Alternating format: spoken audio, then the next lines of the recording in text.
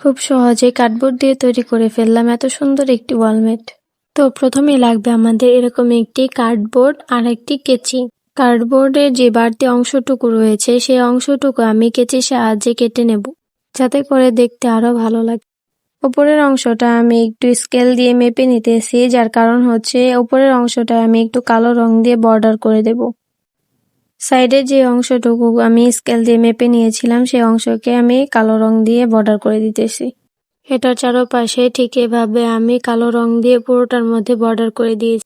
এই পেপারটা একটি ক্যালেন্ডারের মধ্যে ছিল, তো আমি এই ক্যালেন্ডার থেকে কেটে আলাদা করে রেখে দিয়েছিলাম। কার্ডবোর্ডের মধ্যে ফেভিকল গ্লু লাগিয়ে এই পেপারের গাছটি কার্ডবোর্ডের সাথে লাগিয়ে দেব। সাইডের অংশটুকু কলম দিয়ে একটু বর্ডার করে দেব, যাতে করে এটা বোঝা যায়। তো এটা হচ্ছে এটার ফাইনাল লুক। সিম্পলের মধ্যে এটা তোমাদের কাছে কেমন লাগলো অবশ্যই বলবা, আর ভালো লাগলে একটা ফলো দিয়ে দিও।